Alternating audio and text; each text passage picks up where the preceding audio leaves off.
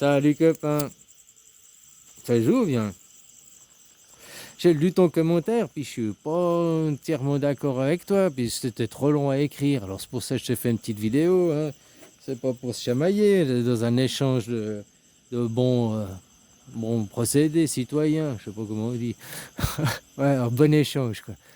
Ouais, je suis pas d'accord avec toi quand tu dis que le nationalisme c'est bien, ça permet de protéger la culture, que machin. Puis, en fait, voilà, je résume ton commentaire. En gros, je sens dans ton commentaire la peur de voir ta culture française s'effacer dans la mondialisation. C'est pour ça que tu trouves que le nationalisme a des intérêts. Ça, je comprends, c'est ton idée, c'est aussi ta peur qui est à travers ça. Je suis pas dans le jugement, attention, hein, je suis pas. Mais c'est faux. Parce que, là, que toi, tu me dis, c'est bien qu'on aille du nationalisme pour défendre la culture française, pas que cette culture soit effacée dans le monde. Mais toi, tu me parles de la culture française, laquelle? Les Bretons? La culture du Nord? La culture de, c'est quoi, des Alsaciens? Quelle culture française tu veux mettre en avant? Bah non, t'es intelligent, t'as compris ce que je... Voilà. T'as compris que ton commentaire, il n'avait aucun sens finalement. Parce qu'un jour ou l'autre, la culture française, ou que même si on parlait tous anglais maintenant qu'il n'y avait plus la langue française, hein, que machin, puis qu'il y avait un seul pays, la terre, et puis qu'il n'y avait plus de frontières, ça effacerait pas ta culture. Parce que le breton qui maintenant est assimilé à la France, le breton avant, il parlait la langue bretonne, il parlait pas le français. Il s'est fait assimiler à la France, maintenant il est français. Tu comprends? Et il n'a pas perdu sa nationalité, il n'a pas perdu sa culture, il y a toujours la culture bretonne. Elle est peut-être un peu effacée, il y a peut-être moins le folklore. Que tu vas en Bretagne, les gens s'habillent peut-être moins la façon Bretagne d'avant. Ok, il y a eu une certaine perte, oui, effectivement. Puis là, je dis avec la Bretagne, mais tu peux voir d'autres régions de la France ou d'autres régions avec d'autres pays, hein, ça marche aussi, quoi. Puis, tu veux me parler de la nationalisme qui protège ta culture française? Ben, le plat national en France, c'est le kebab ou le couscous, suivant les statistiques.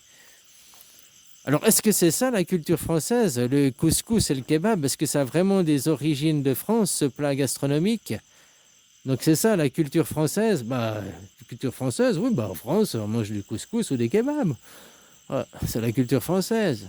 Donc tu vois que même que maintenant le nationalisme existe, que ton pays existe, entre guillemets encore, eh ben, ta culture, elle se fait quand même un peu effacer. Puis là, il ne faudra pas rentrer dans un débat où on me dit ouais, mais c'est parce qu'on fait venir les étrangers, c'est à cause de ça. Même sans ça, avec Internet, la culture de tous les pays s'efface. Moi, je vois ici, pour prendre un pays à l'autre bout du monde, la Thaïlande, même la culture thaïlandaise s'efface avec la télé, avec Internet, avec... Tu comprends? Puis, les gens qui voyagent, les cultures se mélangent, voilà quoi. Alors non, moi je te dis, tu devrais sortir de la peur et regarder sous un autre angle, même s'il y avait un pays unique, un seul pays, une seule démocratie mondiale, ça n'effacerait pas les cultures. Même si on parlait une seule langue mondiale, ça n'effacerait pas la culture, parce que la culture n'est pas la langue. Le breton, avant, il ne parlait pas français, il parlait breton. Et puis, la culture, c'est pas la langue, parce qu'en Suisse, on a 4 langues officielles, qui fait une culture d'un mélange de langues. Tu vois, je te donnais l'exemple de la Suisse sur un point de vue international, parce que c'est aussi un mélange culturel. On a 3 grandes cultures, la germanique, l'italienne, la française. Là. D'ailleurs, c'est peut-être pour ça que des fois on ne se comprend pas. Hein. Je fais juste une petite parenthèse.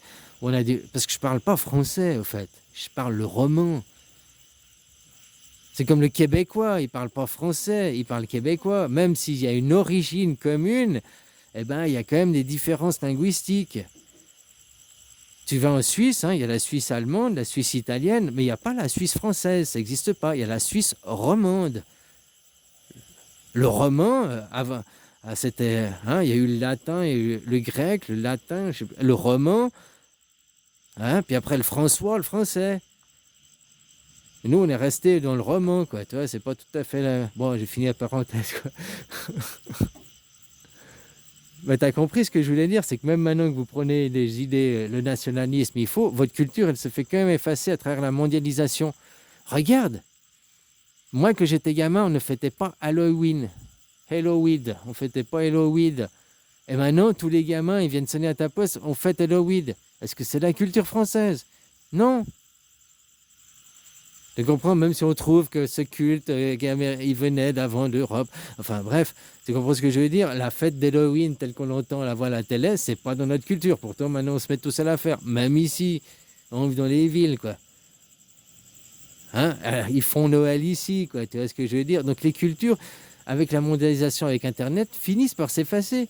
Regarde, TikTok ou je sais pas quelle autre application. Donc, tous les pays font les mêmes gags. Alors ouais, il y a les challenges, hein. Mais même, dès qu'il y a un truc qui marche dans un pays, c'est copié de par un autre dans l'autre pays. Ils font les mêmes trucs, les mêmes gags, quoi. Alors non, même si on parlait tous la même langue, t'inquiète pas que si on décide aujourd'hui que on parle le français mondialement, ça va pas effacer ta langue nationale. Ou si on parlait tous anglais aujourd'hui, on mettrait les papiers en anglais, tous les textes en anglais et dans la langue nationale. Puis ce serait sur peut-être 100 ans. Après 100 ans, comme on serait effacé, il n'y aurait plus qu'une langue. Comme ça s'est fait avec les Bretons, comme ça s'est fait avec chaque assimilation. Avant, c'était plus petit. Tu prends juste l'histoire de l'exemple de la France, et puis tu me repenses ton commentaire que tu m'as dit, et puis tu vois que ton commentaire, il est obsolète, quoi. À quelque part, tu as raison, parce que oui, la culture bretonne avant, elle était vraiment bretonne, donc la culture s'est fait un petit peu assimiler, elle s'est fait un petit peu disparaître, mais elle n'a pas entièrement disparu, puis la langue n'a pas entièrement disparu. Donc avoir des cultures différentes, des langues différentes, mais avoir un seul union, ben c'est possible. En Suisse, c'est démontré. C'était fait à petite échelle. C'était les bêta-testeurs. Les Suisses étaient les bêta-testeurs avant de faire ça à grande échelle. Hein. Voilà, quoi.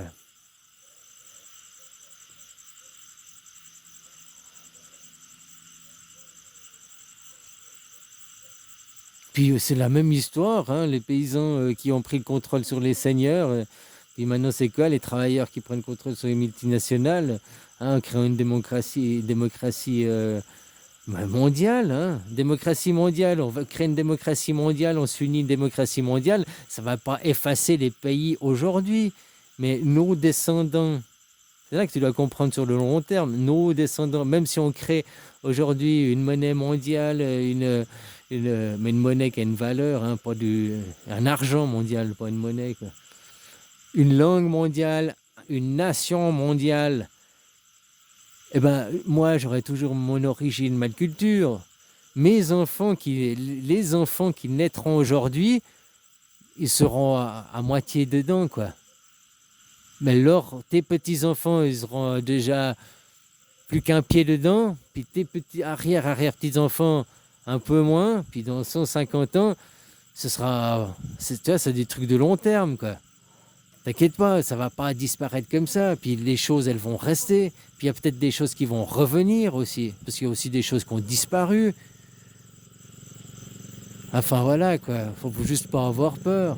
La preuve, tu regardes juste l'histoire de ton pays. Plein de petites régions, plein de petites cultures qui ont fait ta nation. Et maintenant, au nom du nationalisme, tu veux défendre ta nation dans le monde. Ben, je sais pas, dans le jugement et tout, bah, peut-être avant tu étais le Breton qui défendait la Bretagne face à la France, quoi. Parce que tu vois ce que je veux dire.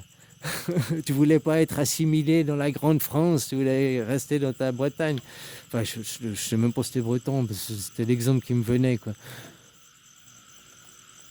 Désolé, hein. Voilà, quoi. Donc, non, les cultures, elles ne s'effacent pas comme ça. La culture, on la garde toujours. La culture n'appartient pas à la langue. Elle n'est pas liée à la langue. La culture, c'est plutôt du territorial. C'est lié au territoire, tu vois. C'est pas lié à une langue.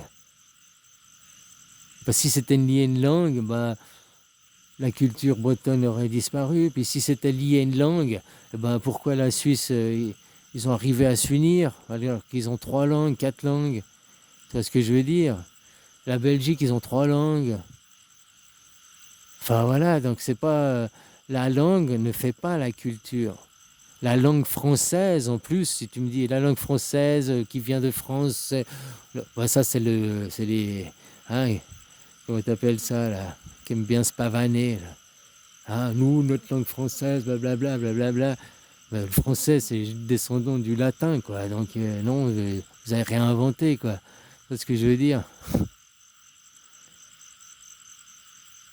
Puis on pourrait créer une nouvelle langue qui appartient à aucun pays. Comme ça, il n'y a pas de jaloux. Ou on choisit une langue. Moi, je suis pour le français, je parle français. Oh, le roman, quoi. Enfin, je parle roman, quoi. Hein? Mais c'est pas aussi, c'est pas le. Il y en a d'autres aussi. On pourrait aussi créer, on prend 7 langues. On met toutes les langues de chaque pays dans un chapeau, là. Puis on tire au sort 7 langues. Et puis après, ben, on change tous les mots du dictionnaire par un mot de la langue. C'est-à-dire que je m'explique, on prend le premier, alors je ne sais pas lequel est le premier mot du dictionnaire, hein, mais disons que tu prends le mot, c'est quoi, arbre, le premier qui me vient, quoi. Tu prends le premier mot arbre, on tire dans le chapeau, on a dit que c'était, je sais pas, français, chinois, thaïlandais, coréen, anglais. Tu as 7 langues, et puis tous les 7 mots, le premier mot, bon, on le change en français, le deuxième mot, on le change en thaïlandais, le troisième mot, on le change en anglais, le quatrième mot, bon, puis tous les 7 mots, enfin tous les 8 mots, ça revient, quoi. Et on fait ça, on prend tous les mots du dictionnaire, puis on les intervertit en mélangeant 8 langues, et ça crée une nouvelle langue. Ah, c'est aussi pas mal, comme ça, il n'y a pas de jaloux. Hein, c'est pas ouais, mais non, mais parce qu'on a pris ta langue, et puis blablabli, et puis blablabla. Ah, on peut aussi créer une nouvelle langue. Comme ça, on doit tous l'apprendre, quoi.